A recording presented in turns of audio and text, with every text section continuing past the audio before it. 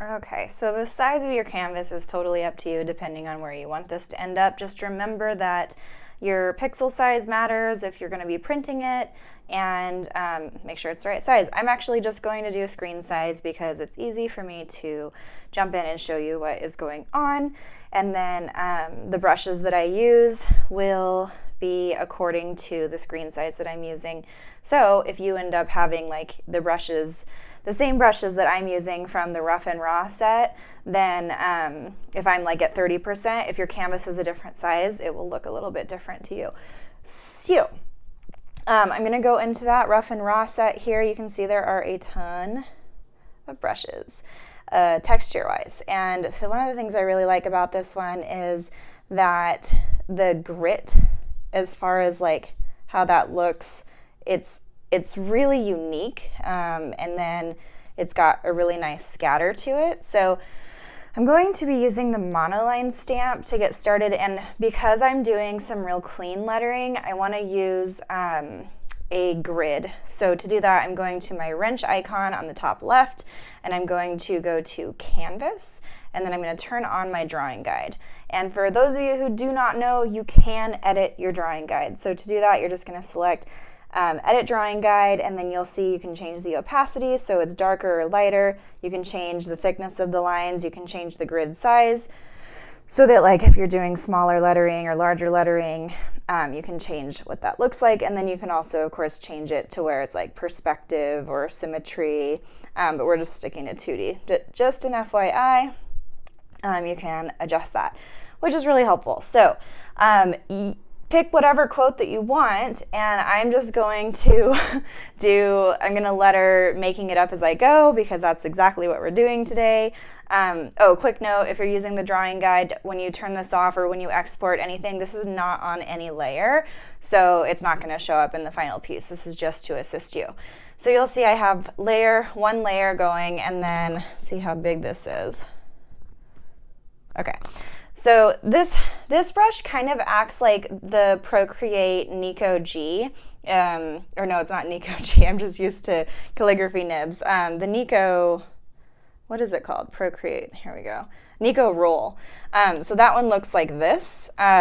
When you put less pressure on, it gets a little more translucent. It has this grit in it, but the thing I like about the Rough and Raw one is it still has that nice harsh edge. It still follows you, but it's got so much more grit to it. So it's quickly becoming one of my favorite brushes. Now, okay, so making it up as I go. I could jump in and just start lettering with it, which is probably what I would, that's normally what I would do, but for the sake of this, I'm just going to snag just like my sketching. You can use one of the, I'll use Noisy Pencil because that'll be smaller. Okay. And this is just going to allow me to place, things where I want them. So making it up as I go, making it up as I go. That's 6 words. Making is the biggest one, so I'll probably put that first. And I'm just going to put this in here. Looks like the streamline is pretty high. I don't like streamline to be really high, so if you ever notice that, if you, draw or write really fast and it seems to like stick to, a real thin spot, it's usually because the magnetics are really strong because of streamline. So if you want to adjust that, you can go into your brush icon, go into the brush itself, and turn streamline down. I keep it around 30% so that it does have the smoother aspect of the, smoothing out your wobblies, but then keeps it so that it doesn't distort what you're actually creating. Anyway, okay, so making it up, I'm not going to do this pretty, I'm just doing it so that I can see where things will go. It up as I go. Okay, that seems pretty good to me, but if you guys like to do thumbnail sketches and, see which placement you like better, you can totally do that. 2 things I do from here, I can either put that where I want it, so I'm using the guide and then I can move things, but the reason that I'm moving this like this is so that I can actually use the baseline of my grid. I could also change my grid size, but doing it this way gives me plenty of room, and then I can adjust it if I want to later. And then I can decrease the opacity on this layer by going to the layer panel, selecting the layer, or selecting this in, that just means it's a normal blend mode. But selecting the in and then turning the opacity down, and that's showing me like where I'm putting it, but not necessarily the style I'm doing it in. You can of course always sketch out the style you're doing it in and use that as a guide. Totally up to you with your workflow. So I'm going to create a new layer on top of that. Select the brush that I actually want to use, which is the monoline stamp here. And then I can letter this the way that I want to. And you have to be careful with this brush if you're using it the way that I am, because if you rotate it all, I don't know if you can see that, I'll do it a lot larger, but if you rotate it at the bottom, see how it's rotating? This thing goes with you no matter how you tilt. So if you're going straight down, you want that hard edge. You want to make sure that it is a nice straight line and you lift up when you're done instead of hanging out there. All right, so from here, I'm just letting it flow with my lettering. And if you're not familiar with lettering, I do have a ton of classes on, you know, keeping a cohesive alphabet and whatnot. This isn't necessarily any specific kind of lettering. I mean, it does follow some rules, but it's not going to like change, you know, you get what I'm saying. Also, you don't have to be a great letterer to do this effect, because there are a lot of designs that are really, really fun that don't have, you know, all of this perfect lettering that, if you will. Okay, so I love, love, love, love the way that this brush looks. I'm going to zoom in so you can really see it well. It's got this really nice texture to it, which is also great because I am one to add texture after the fact. So this makes it so that I don't have to if I don't want to, but I could always add more. Note that I do like to clean up some areas. So like I usually wait till I'm done, but if I go to my eraser tool, I can just stay on like a monoline and then just go in here and make these transitions more seamless. So like here I have a little bit of a mess. And if you need to turn off your layer below it to really see it, then you can, but see how right here, I'm just gonna clean that up, clean this up so that it's nice and smooth. This one I don't mind. Okay, and then continue. So I into T. So for the I on these ones, you can either do just a dot or you can do a circle, but know that the circle, because that is following you, it's going to create all these jagged edges. So really that just looks like texture when it's further out, and I actually like the way that looks. So I just wanted to show you those two options. And I want this to be nice and straight. If I can do it, there we go. And just continue on. I think I'll leave that out there, making it up, okay, as I go. And then just another like little tip here, if you are one that doesn't want to keep circling around what you want to move, you can do each line on a different layer, which will allow you to just select the layer and then use the select tool and move it where you want it to. But you'll be able to do that independently of each other instead of having to sit here and circle things. Another tip though, if you want to consistently do that after the fact and it's too late, you haven't put it on your own layer, you can actually select it. So you go to your little ribbon, select what you want, and then use 3 fingers, swipe down, and then say cut and paste. So this is, instead of duplicating it and making a copy, it's cutting it from that layer and pasting it on a new layer. So when you go to your layers tab, you can see that I have my guide, which I'll get rid of now because I don't need it, making it up, and then as I go. So if I go to making it up, I can do the same thing to it up, and then they'll all be on their own layer, cut and paste. And then you can organize that however you want. And then what I like to do from here is go to my layer panel and have that selected, select the rest of them by just swiping to the right instead of just tapping it. So I'll swipe to the right and then say group. Then I can choose to either click the group and move it, or I can select each individual element and move it. Another tip real quick is when you're on that layer, let's say, so it's offset a little, I want it to be more centered. I can move it like this, but let's say I really, really love where it sits on this guide. I can turn on magnetics on the bottom left and then slide it over, and you can see it's going to help me keep it on that line that I had it. So if it has that straight line, it's showing like, okay, that's exactly the same spacing I had, so my spacing is perfect, and all I'm doing is shifting left and right. So that is composition.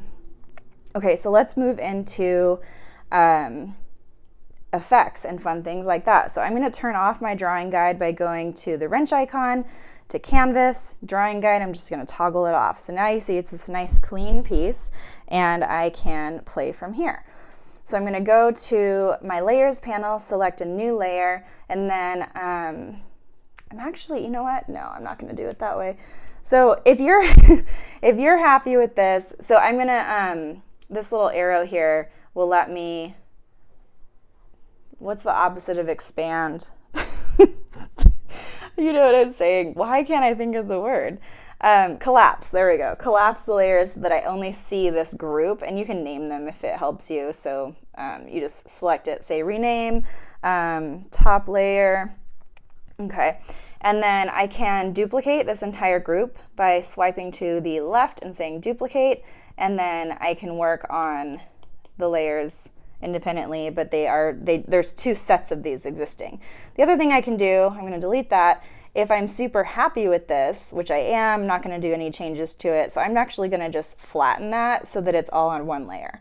Okay, so from here, I'm going to swipe to the left, say duplicate, and then I'm going to add in an additional color. So it doesn't really matter the colors that you choose right now because you can always change them later, which I will definitely be doing because I always do, so I'll go over that.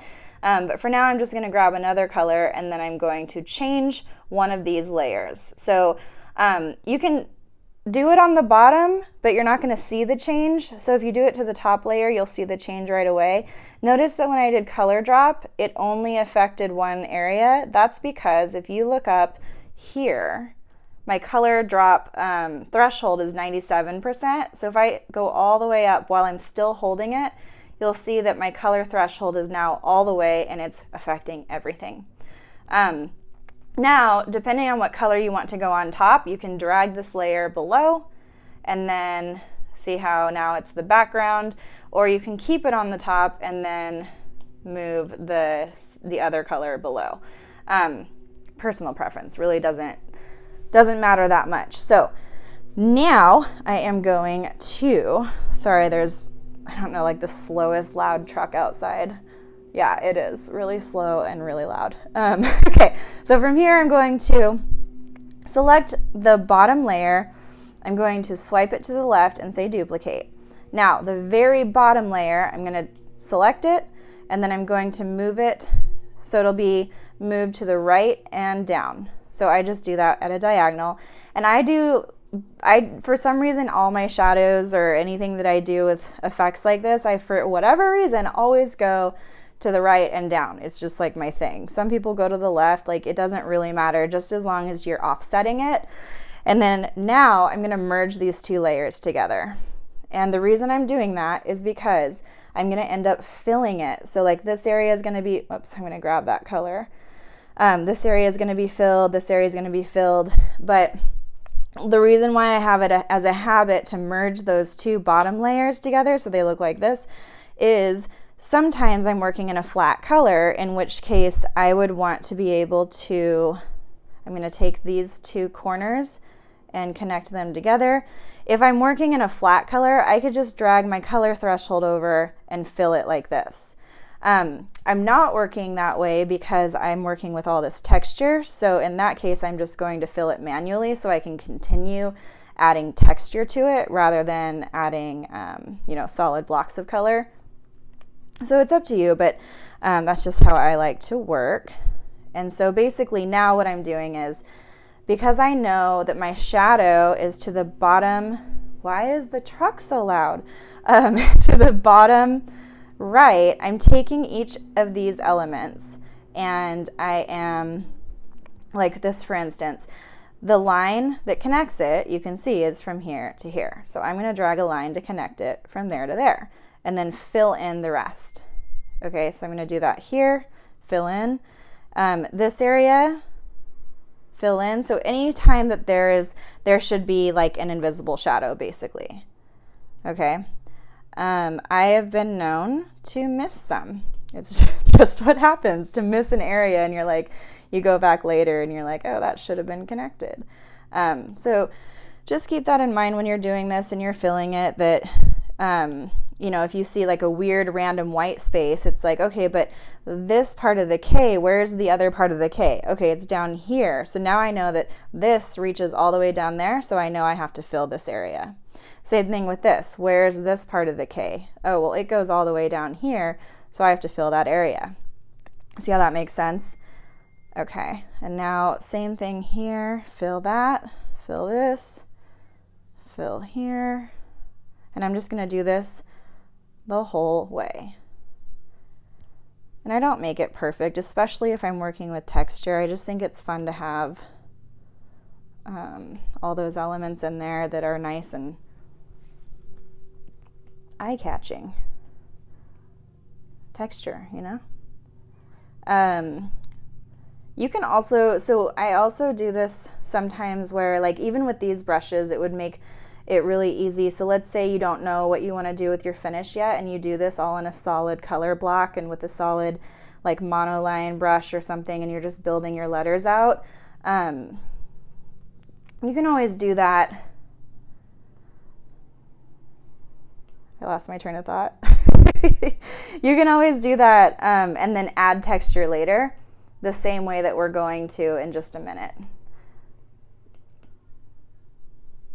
I know that doesn't really answer much because you don't know how that is going to be, but just keep that in mind that I said that, the thing, and then you'll see what I'm talking about. Okay. So again, don't overthink this part, like especially if you're just using texture, because you're still going to have all those spaces that are nice and gritty, and so it'll look intentional. That's another thing that's nice about gritty brushes, especially like this Rough and Raw brush set. Gosh, it's got so many good textures in it. But it's also forgiving. Like, you can make mistakes that don't even look like mistakes to you or to anybody else. Okay, but then the finished piece looks so cool because it's got all this awesome texture. So I want to point out that the top color isn't really as vibrant as I want it to. Like, it's kind of getting lost.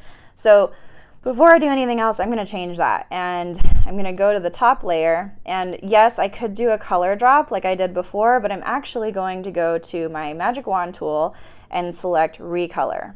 And the reason I'm doing this is because it will let me edit my color live.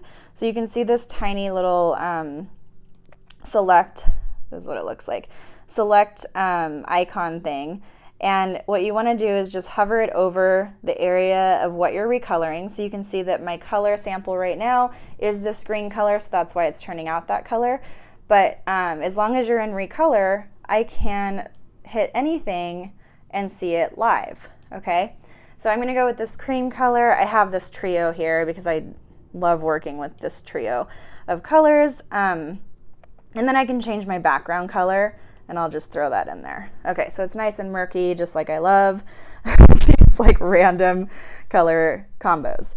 Okay, so from here, you can always duplicate. Sometimes it makes a difference. This one didn't really, but sometimes with grit, if you duplicate, it'll make it a little more bold and show up better. but it just depends on the brush. Okay, so now I want to really emphasize the shadow and the depth of the bottom layer. So two things. One, I am going to do this with additional grit, and I could do it on this layer. And to do that, I'm going to use two fingers. I'm going to swipe to the right, and then you'll see these little checker boxes here, and I'm going to sample this color, and then I'm going to go to my color disc and just drag that color down. You can see my current color and then the new color, and I want that to be darker, and then you can see that it's nice and dark, so it's going to really emphasize the shadow that I want. But the two finger swipe, what that does is it makes sure that it's only affecting the layer I'm on. It's totally helpful, but the awesome thing is that Procreate actually created, they added clipping masks, and so I never work this way anymore. The reason I'm showing you is so that you know, you might be familiar with this way if you're used to working with Photoshop and you have, or excuse me, with Procreate, and you haven't yet gotten into the clipping masks with Procreate yet, because they have updates all the time. So taking two fingers, I'm undoing that, so turning off alpha lock. So what I'm doing is I'm creating a new layer on top of the layer that I want it to affect. I'm going to select that new layer, and I'm just going to say clipping mask. It's going to do the exact same thing I just showed you, only it's going to do it only on, or it's going to do it to the above layer. The clipping mask clips it to the pixels that are on the layer below. So I'm going to snag the new color. Okay, I already have it, and I'm going to change my brush, because there are so many awesome options. So I'm going to start with Dirty Sponge. I just love how the texture is on this one. It's got these really nice, if I click on it, you can see the sample. It's got these really nice, fine, gritty details, and I think it'll make for a great shadow. I don't know how big we are here. Okay. Okay, so I'm just going to make that big so you can see it. Go over this a few times. And I'm not worried about if it's going to get messy here or anything. All I'm doing is thinking about, okay, where's the bottom of my letter, and how can I add in, or where can I add in this extra grit to make shadows, okay?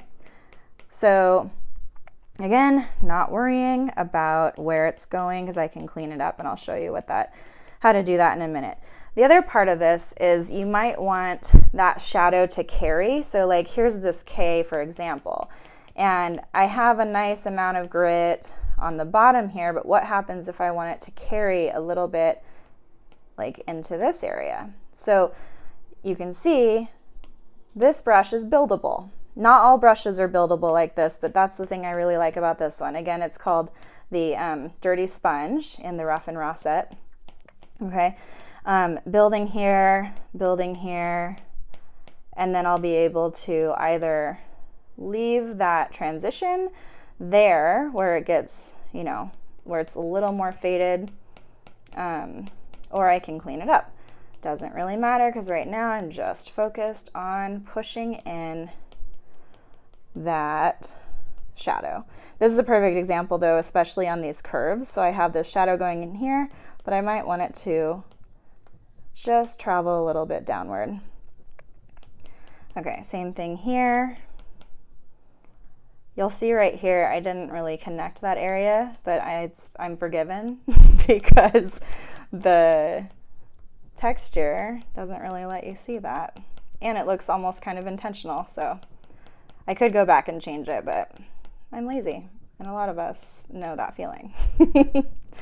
Maybe not. I think I'm like a little bit extra lazy, more than some people. It's fine. Okay, so I'm just building this shadow up and underneath. Okay, so that looks good. This is where if you duplicate it, it should, yeah, so see, it darkens it. I'll show you what that looks like larger. Get rid of it. So if I duplicate this layer, it just adds, I don't know if you can see it on screen the way I see it, but it just adds a little bit extra oomph to the shadow. So I'm going to undo that, and then I'll duplicate it once I'm done with the whole thing. And then you can also, I mean, once you're placing these shadows in, you can do the same thing with recolor. So let's say you don't think it's dark enough, or, you know, you don't necessarily like how dark it is, or maybe the color is too close, or you want it to be more intense, not such a soft shadow, or whatever the reason may be. You can edit it the same way that we did with the recolor tool. And I can't tell you how many times I've used recolor, especially on pieces like this. I've been really, really into pieces like this for the past year. And wow, recolor and I are good friends at this point. So I'm just building that up. And then they have brushes in here too that you don't have to build so much, but I actually, gosh, I go back and forth. Like sometimes I just want to go to a brush that I don't have to build, and then sometimes I'm like, no, let me build that up and have like the most beautiful organic texture ever. So I think it just kind of depends on your preference and your workflow that day. That's why I like to introduce new products like this, so that you can have that option and see where you want to take it. But I'm really excited about this next part that I'm going to show you, because it's where we can create like really good definition with your shadows. Okay, almost done. All right, so real quick, I'm going to duplicate that, and then I'm going to merge it together because, whoops, not reference, because I know that I'm going to like that, so, you know, more dense. By doing that, I can either 2-finger connect it, or I can just tap it and say merge down, and it'll just connect to the layer below. All right, so real quick, I think I am going to recolor this, and I'm just going to make it darker. So I'm going to select just that shadow and make it deepen a little. There we go. Now I'm going to take my eraser, and you can choose any brush that you want. I'm choosing my monoline brush because it will let me have a nice cleanup. So here you will see that there is a corner right here and a corner right here. I am going to drag just to the top of that corner down to the top of the other corner. See how sharp I just made that? Now it looks like this is definitely separated in the shape of the letter. So I'm going to do the same thing here, because this part makes sense to have it travel down and have it be more like, you know, shaded, and like where it gets, what am I trying to say? More faded, I guess, on the way down, less intense of a shadow, whereas this is where the light's going to touch more, because that's supposed to be a hard edge. Another thing you might notice is this messiness. I can go down to my original layer and just clean that up and then call it a day. Okay, so I'm going back to my clipping mask. Okay, so see how that looks nice and sharp? It totally cleaned that up. So I'm going to do that to the whole thing. Now, this area, I kind of did merge it together. So if I do this disconnect, you just want to make sure to either do it really, really small so that it doesn't affect all of this, or you can actually use the rough and raw set inside of your eraser. So like I could choose something, like I could choose the same brush, like Dirty Sponge, just get that smaller and clean it up. And so basically doing the reverse effect. This is a really good trick for when you want to soften a shadow that you put in. Okay, and then I'm going back to, I have my Mono Pigeon brush. It's free on my website for those of you who might want to grab it. Okay, so I'm going to clean that up here, clean this up here. Yeah, that looks okay. So I always check, I kind of just zoom out a little bit to check to make sure, especially when shadows are so close together, that they don't look like I am totally destroying and making this really weird separation. Because that's when I could go in and do the opposite effect and just kind of fade it out. Okay, and then here I'm going to clean all this up. Okay, now I do want to point out that I realized that by doing that, I'm removing some of the like organic texture. I'm going to go back real quick. Oh, and a trick real fast, if you click on your brush and you're still on that Dirty Sponge, if I hold down my eraser, it's just going to automatically select the brush that I'm on from brushes and move it to my eraser, which is really nice. So I can like make this softer in here. And then I can go back to my mono eraser. So see, like this area right here would not want any shadow to it because it's on the top side, it's not on the bottom side. I forgot what I was going to tell you earlier, but if it's like that important, it'll come back to me. Again, if you see any messes like this, you can just go down to your below layer and just clean it up. Whoops, I'm on the wrong. No, I'm not. Oh yeah, I am on the wrong layer. There we go. Okay. And continue that on. This looks good to me. I like the way that the G looks. But see how now when I zoom out, this looks really nice, and I can see that it's this nice form that it's creating. So I'm going to do that the rest of the way. Oh, I remember what I was going to say.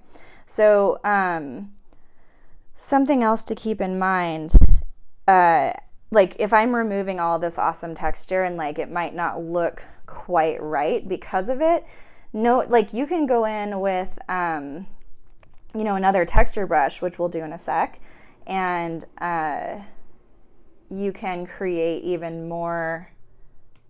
Let's see, I want to get that softer. You can create even more of the texture with like a highlight instead of, sorry, I'm like doing my workflow and then totally not thinking. Okay, with a lighter color to add texture in that is just like really subtle. So I will show you exactly how to do that because I'd like to do that to these pieces also. We're almost done. So just the top part of that corner to the bottom. And then this looks good. I want that hard edge right here because that's that separation. And then I might want to soften that up a little bit. So I'm going to grab that other brush, soften up. Whoops, not on that side. Just on this side. So you can't really, I mean, I don't know if you see what I'm seeing because it's just so subtle, but it's just going to soften up that effect as it's going this way. And then I'll go back to my monoline, get that nice hard edge, and call it good. Maybe I'll do softer on this part too. Okay, so that's nice. It's nice and formed now, and it totally looks like a different structure, which I love, and that's the idea of what we were going for. Now I'm going to go in and create a new clipping mask. So select a new layer on top of that one, select it, go to clipping mask, and now I'm going to sample the color again, the main color of my background, and then I'm going to go into my disc here and I'm going to go lighter. Now I can choose a different color or a different brush, from like Random Crumbles is really fun. I actually want to use that for the background, so I'm going to save it. But charcoal is a good one. So you can see, whoops, it has a totally different effect. If I could put this clipping mask underneath the other one, and so you can see it'll brighten that up and add more texture, but I want to do something that's a little more sparse, so I'll probably use the same one, but wood texturizer, I'll show you this one. It looks really cool. It just adds like a really neat, and if it's small enough, like, yeah, it looks like wood, but if it's small enough, then it can just be like this really cool added texture. But let's see what halftone looks like here. Halftone might be good. This is one of the parts that is the hardest because it's like, gosh, what do I want to do? I could do the monoline stamp again too, but I'll go with what we were doing. Just because I'm not doing a whole lot here. This isn't the focus. I just want it to look like it has some dimension, and I actually don't even want it to be that light, so I'm just gonna make it only slightly lighter. There we go. So it's just like a detail, like if you were to zoom in, you see that the texture, like the smaller texture on top of the larger texture remains. And this is just like one of those things that I'm probably more picky about than a lot of people, but you can see like, oh, here's a zoomed in shot. Yes, the texture is there throughout, and this part won't take nearly as long because you don't have to build it up the same, unless you want to. I've totally built it up and made the highlight much more impactful. You can do that with recolor too. So I'll show you what that looks like. If I can grab a tiny piece of it. Okay. And then see how just going through here, I can make it a lot lighter, a lot more vibrant. Okay. Lastly, I'm going to show you the making, keeping that consistency of texture through the background as well.